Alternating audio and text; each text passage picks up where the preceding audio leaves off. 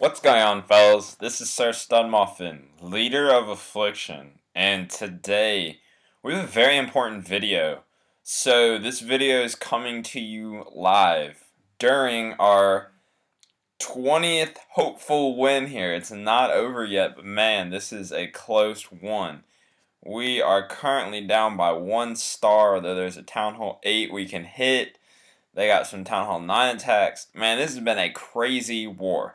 So I wanted to give everyone my opinion on the war. And we're going to talk about, this is a leadership video, so you don't have to watch your screen. Unless I'm kind of showing you something, and I'll let you know. But basically, this is going to be a video about how do I strategize, how do I plan, and how do I know we're about to be in for a good one. So, let's kind of start from the top. So, why is this war so close? Why has this been like this? And how did I kind of know they were going to come at us strong? Well, a couple things that I do. When I am planning for a war, the first thing that I'm looking at is, of course, the Town Hall distribution. I'm assigning attacks, right? Everyone that's been in the clan knows that. If you don't, I'm sorry. You'll learn later if you come. But I always assign attacks. When I assign attacks, I always start from the bottom up. So if you're watching your screen, I'm going to kind of go through the bases. So I already know very quickly, I have my notes down, and in my notes, which I'm not necessarily going to show, if you remember, you're welcome to see it, but those notes aren't for everyone to see, but I'm basically describing what they are. So I have on my notes War Clan teams. Team 1, Team 2, Team 3. And everyone should know what that is. If not, there's a video on it. With that, I have the order that I think people can attack in. Meaning, who is the strongest person in the clan, who's the second strongest, who's the third strongest. And it's usually by a number of different things. Troop levels, hero levels, and what I've seen in the past. Those are like the three big things. So I start from the bottom up. I know also what their levels are from really memorization because I have seen it, but I can also check real quick. I'm just very aware though. So like on this one, I know that Killer's our lowest, so I have Killer hit that. Then I have Robbie hit number 14 because that's another Town Hall 7. I have a Town Hall 8 hit number 13, which is me, and surprise, surprise, it should have been an easy attack for me. I have level 2 dragons, but anyhow, just didn't work out. And that's surprisingly one of our last bases. I don't know why people struggled on it. Shouldn't be like that. I think we should just run dragons earlier or something. But anyhow, number 12 was initially assigned for, who was this? Envy, I believe. And number 11 was assigned for Jack, who got it. Now, you can see Jack is number 9 in War Base. That doesn't really matter to me. It's all about the attacking strength.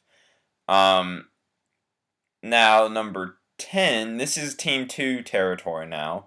I believe, who was on here first? Jim? I want to say that's right. On 9 was Bo initially. And on 8 was Killer. Now, Rems was on double clean, which he did double clean, but I'm going to get into that. This could be a little bit of a longer video, but I feel like it's very important because this is a very close war and it really doesn't need to be. We honestly should have perfected this war. But they have another Town Hall 9 than us. So, this is a war where we are outmanned and kind of outgunned. They got another full Town Hall 9 than us. Their heroes are lower, though, and their defenses are much higher. But with that being said, that's part of this matchup, and I believe Supercell has placed more of a weight on heroes, if I had to guess.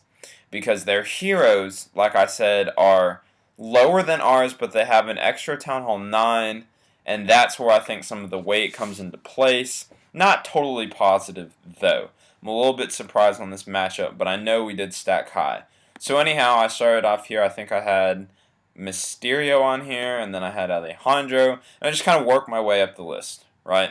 So that's what I do. I kind of bottom up, work my way, look at the bases, see quickly, uh, you know, ballpark range, what strategy would work very well, and you get that just from base analysis and stuff like that.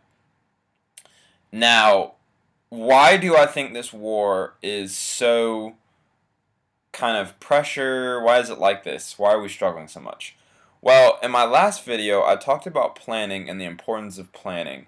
And I'll be honest, I really think we dropped the ball on planning on this one. I think that there were a few people that planned very well. I really had my plan down pretty quickly, stuff like that. And of course, I was actually the only first wave 3-star, I want to say. But it was needed, and it was an easy base. You just got to do it sometimes, though. These bases really aren't that hard. They're all foreign bases. I know some of our non-3-stars were because of time. Surprise, surprise. Some of our non-3-stars were because of something that we didn't expect, and that happens too. But for the most part, people tried to plan during war day, and so the whole first day of war was an intense planning session, pretty much commanded by me. I went full commando, meaning I was basically on for most of this war. Luckily, I wasn't that busy and didn't have to do a whole lot, and this war started at night, so I stayed up till like 3 a.m., and so I already had done my stuff during the day. But that's just an important point. Now, something to consider with that. How did I know these guys were being pretty good? Well, my guess was they were a new FPC war clan, and that's about right. And I checked their record. If you don't know of warclans.com, that's how I check records. You can also check people and stuff like that. But I was able to check their record. I also went through each one of their troops and their heroes real quickly just to see, okay, what do we match up against? These guys all have level 4 hogs.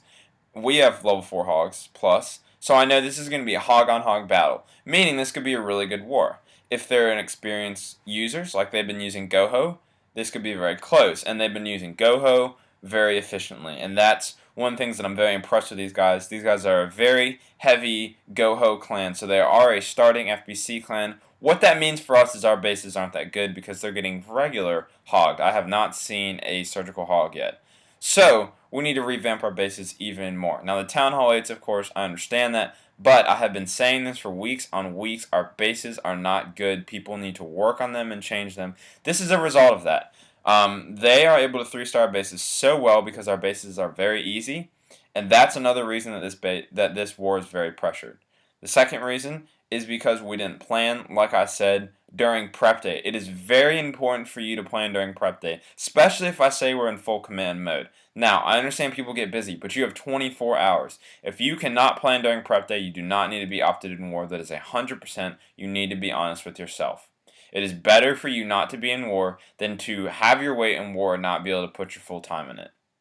So that is the first thing, and planning is so important. I made a full video on it. Go check that out if you haven't seen it. But those are two reasons why this is so pressured. Now, what else have we done here? Why did I do all that I did?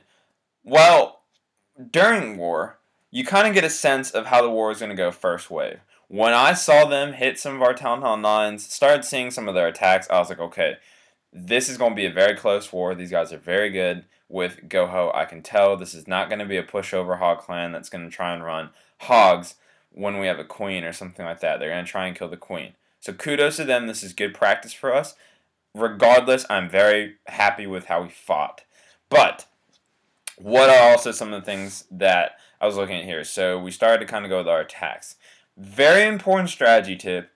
If you are a lower guy, if you are on a lower team, a lower guy, you need to be attacking as soon as possible. A lot of clans will ask that you attack both attacks in like the first 4 hours of war or something like that. Some ask for 12 hours, but if you are a bottom guy, just expect to be using Team 3 guys need to be the first ones to attack 100%. The best way to beat a clan like this is to use a bottom-up strategy, meaning start from the bottom and work your way up. Start with lower targets that are easy, and etc. So we didn't do that. We had me hit 13 first, Killer was a little bit late on 14. Robbie was a little bit late on 15, 14, whatever. And then we needed them to scout. So what you do is you get your lower guys to go quickly, and if it's a really close war, like if the Town Hall 7s, aren't going to do that much, do a full scout. And if you're a Town Hall 7, man, you need to be not afraid to use elixir. Don't be afraid to use dark elixir. You are in that war. You're going to have one attack, and then you can loot if it's an easy war. Just remember that. So you are probably spending the least amount of elixir that anyone is, even though you're spending it on drags. And it is a lot for you, but you're able to loot your second attack. So just remember that, because in wars like this, we need you to scout. And we had scouts in the second part, or the second day. I accidentally scouted on the wrong base. Honestly, it was just I wasn't thinking. It is what it is. I had a good scout on the base, and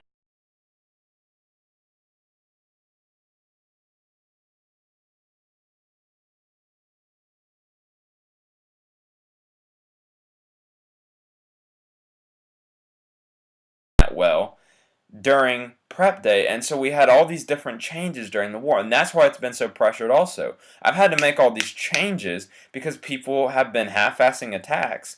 Like this 13, that should have been 3-star a while ago. We had 2 messed up Town Hall 8 attacks on it.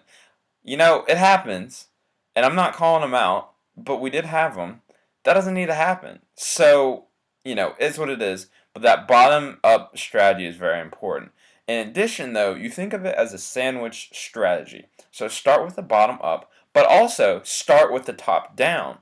So what you're doing is you're essentially getting easy 3-stars from the bottom, saving more attacks, and for those bases that it depends on how many scouts. So there are a couple bases that I would have scouted, but there are some bases I knew, regardless of the scout, it didn't matter. For example, this number 3 here. Let me just show it real quick. This number 3 here, I knew I could 3-star it. It was a very close attack and it wasn't exactly perfect, but I knew exactly how to 3-star it. I knew exactly what I needed to do, and I had enough basically at the end to 3-star it. It's not that great of a base. Honestly, a really bad base. So, we won't get into that too much. But I knew I didn't need a scout on that. And there were some other bases that really didn't need a scout. Does a CC play a role? Yes, of course. But there are some bases that do need a scout, like this base on 5. And this base probably should have been scouted way earlier. This is a anti-3-star-ish base. So this kind of base needs to be giving a... We need to scout it. And those need to be quick. So when you do a sandwich motion on the bases that you can 3-star top, and really, those top guys do need to be able to attack. Some of it is circumstantial on the top-down part, but if you're able to get some 3-stars on the top Town Hall 9, that puts pressure on the other clan, and that's what they did to us. That shouldn't happen, but that's what they did to us, essentially. Now, with the middle, what you do is you get the middle guys to basically attack. You do not need scouts on Town Hall 8s. So you get them to attack, and those are the guys that are going to need the cleans probably, because they're, in this scenario, are the ones that are overmatched, really. The 6 and 7 is where the overmatch takes place, so you get them to work it out, and they need to plan it. Those bases, if those bases are also 3-starred quickly, you put a lot less pressure on the top, and you put a lot less pressure in general. So that's another thing to do. That's another strategy. Now, the last thing is the in-game war strategies and the change-ups. There are a lot of change-ups that are going to happen. I'm just going to kind of go through the Warlog real quick. And I know I'm not trying to call people out too much, but you can see at the very beginning of the war, we had 2 attacks, a 99% and 97%. What that came down to were timing mainly and not really planning the attack fully. I mean, they were decent, but those mess-ups kind of set the tone for the war. Like I said, I'm not trying to blame them too much, but it did set the tone, and we just need to be straight up with that. Now, so we had 4 Town Hall 9 attacks at the beginning, and you can start to see that we have kind of a rough Warlog. And look at these guys. They 2-starred me, they 3-starred Jim, and that when they 3-starred Jim and they 3-starred Alejandro at the beginning, I was like, okay, this is going to be a very close war.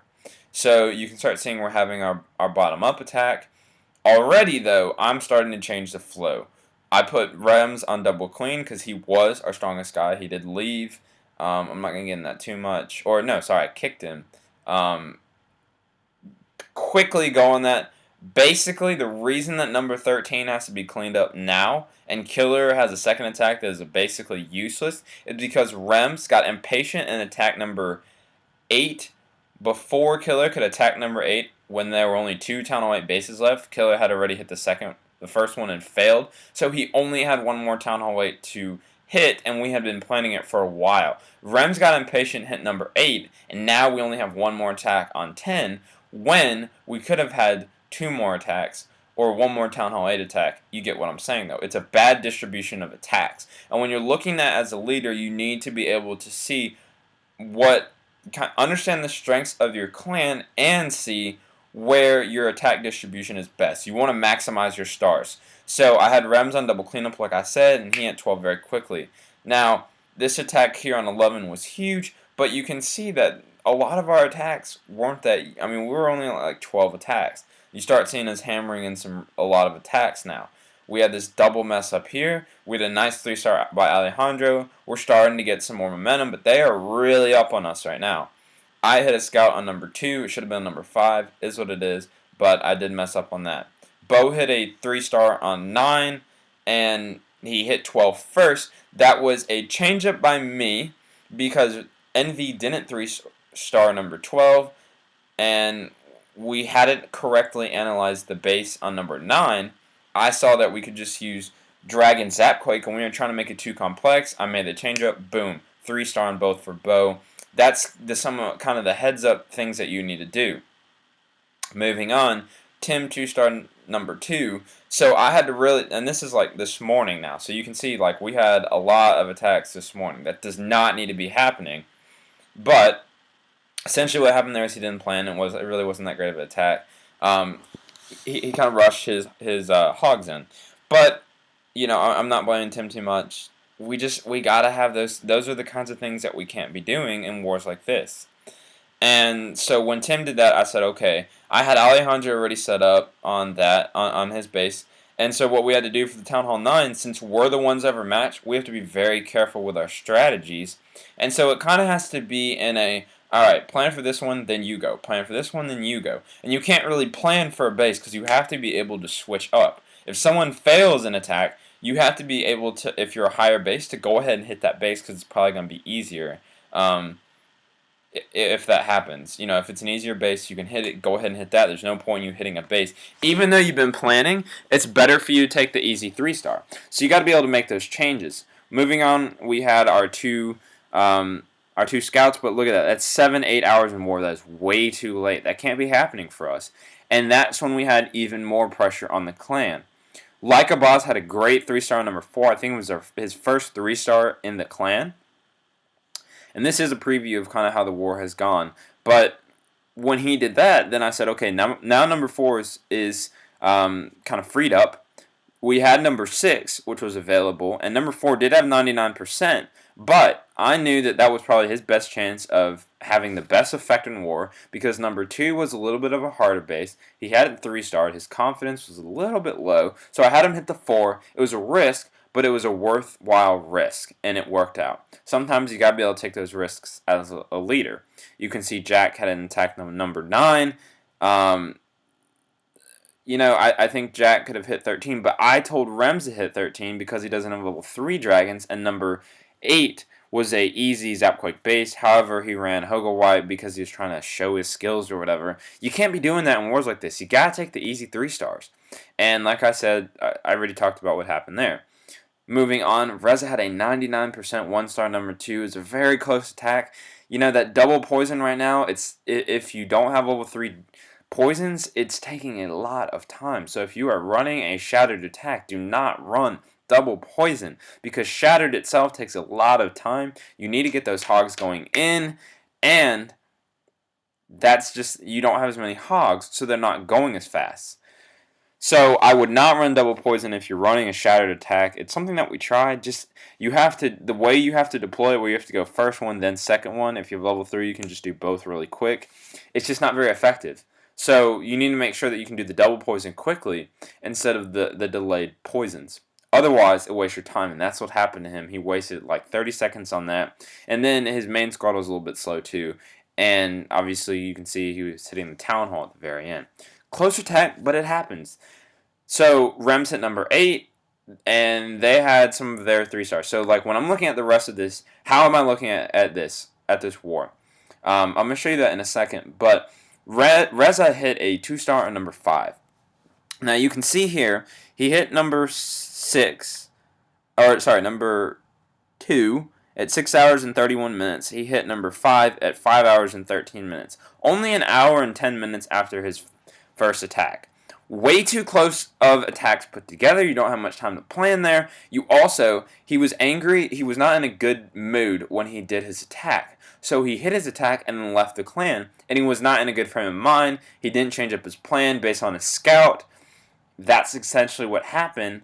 And he knew that if that sweeper was still there on his attack, if you haven't seen the attack, you'll see it later. Or you'll see the base at least. But he knew the sweeper, that there was potential giant bomb there, and if that sweeper was gone, his hogs would go over the double giant bomb. That's essentially what happened.